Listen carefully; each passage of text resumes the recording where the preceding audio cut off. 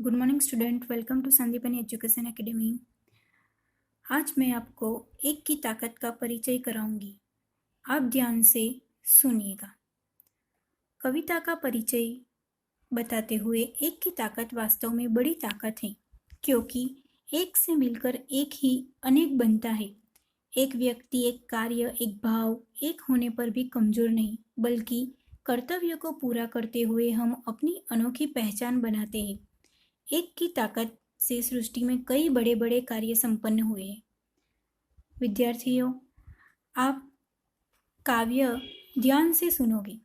एक किरण सूरज की देती है सारे जग को उजियारा, एक दीप माटी का जलकर पी लेता सारा अंधियारा, एक बूंद सी पी में ढलकर बन जाती है सच्चा मोती, एक सत्य में बड़े झूठ से लड़ जाने की ताकत होती।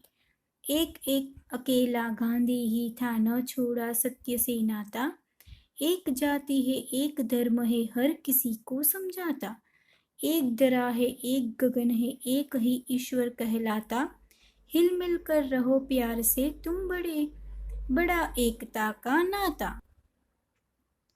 स्टूडेंट, इस कविता में हमें कहा गया है कि हमें एकता और प्रेम भाव से रहना चाहिए। हमें हर हमें सत्य का साथ देना चाहिए। कविता का मूल्य बताते हुए उसमें एकता, शक्ति, समर्पण, सत्य, प्रेम और मनुष्यता का भाव प्रदान किया गया है। स्टूडेंट, हमने अगले वीडियो में मैंने पीडीएफ थ्रू आपको होमवर्क दिया था, जिसमें पर्यायवाची शब्द लिखिए और कविता की पंक्तियाँ पूर्ण कीजिए जो आपने लिखी होगी।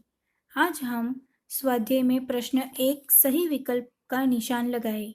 संसार को प्रकाशित करने की ताकत किसमें है? एक किरण में। एक दीपक में क्या विशेषता होती है? वह अंधकार दूर कर सकता है। एक सत्य में किससे लड़ने की ताकत होती है? झूठ से। कवि ने हमें कविता के माध्यम से क्या संदेश दिया है? एकता का। एक बूंद में किसमें ढल जाती है? एक बूंद सीपी में ढल जाती है। प्रश्न 2, निम्नलिखित प्रश्नों के उत्तर लिखिए। विद्यार्थी मित्रों, आपको ये प्रश्न के उत्तर अपनी नोटबुक में लिखने होंगे, जिसमें प्रश्न 1, एक सत्य में किससे लड़ने की ताकत होती है? झूठ से। झूठ से लड़ने की ताकत होती है।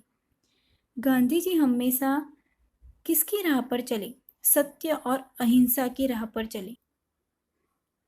प्रश्न 2, निम्नलिखित प्रश्नों के उत्तर एक या अधिक शब्दों में लिखिए।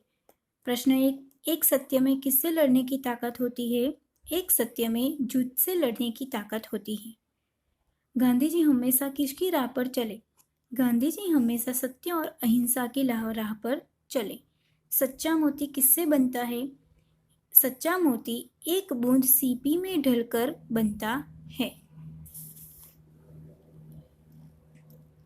प्रश्न 3, काव्य पंक्तियाँ पूर्ण कीजिए जो आपने अगले होमवर्क में लिखा था।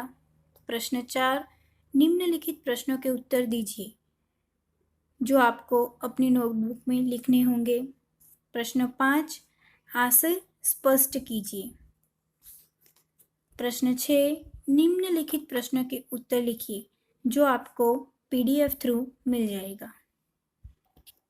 भाषा बोध। नीचे दिए गए प्रश्नों के विलोम शब्द लिखिए।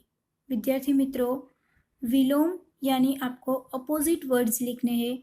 उजाला, अंधियारा, सच्चा, झूठा, झूठ, सच, प्यार, नफरत। प्रश्न 10, पर्यायवाची शब्द। जगत या फिर जग, ताकत, संसार। ताकत यानी शक्ति, बल। गगन, आसमान। धरा, धरती, पृथ्वी, जमीन। प्रश्न 11, उपसर्ग जोड़कर नया शब्द बनाए।